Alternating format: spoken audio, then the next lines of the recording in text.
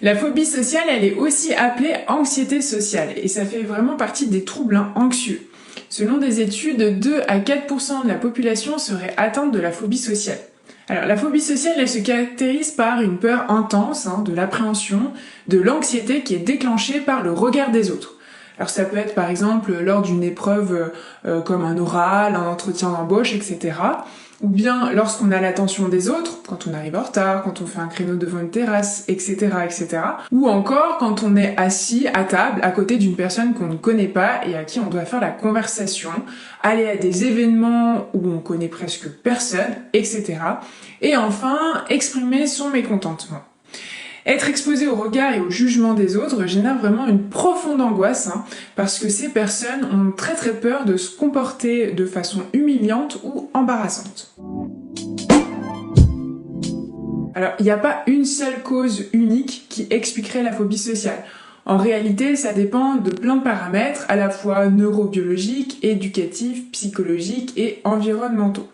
Alors, des études ont montré que les personnes atteintes de phobie sociale sont souvent issus de familles où il y a peu d'interaction avec l'extérieur ou encore ayant des parents surprotecteurs qui ne les incitaient pas à aller au contact des autres. Idem d'ailleurs avec des parents étant particulièrement anxieux, ils peuvent aussi transmettre inconsciemment et involontairement cette peur chez leur enfant.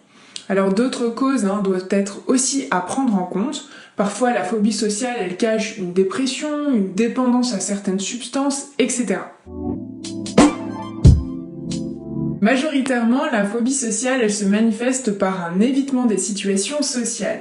Elle peut être associée aussi à une timidité en plus de fortes angoisses, pouvant aller d'ailleurs aux crises d'angoisse. Toutefois, l'entourage ne le voit pas toujours parce que ces personnes, elles ont tendance à dissimuler leur état d'angoisse, toujours dans l'idée de ne pas se confronter au jugement et au regard des autres. Alors elles se retrouvent souvent très seules.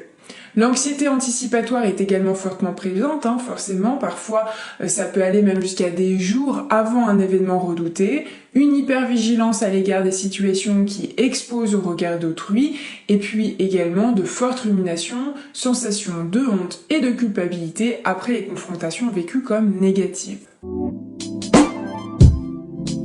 Évidemment, la phobie sociale se soigne. Pour ça, il n'y a pas de miracle, être accompagné est indispensable. Sinon, vous prenez le risque de maintenir le même comportement d'évitement qui va faire que renforcer votre phobie. Je vous invite donc à consulter un psychologue qui pourra vous accompagner dans ce travail, mais sachez que oui, ça se soigne. Le premier pas pour consulter n'est pas toujours le plus simple, mais c'est celui qui vous lancera dans ce parcours de soins, alors vraiment n'hésitez pas.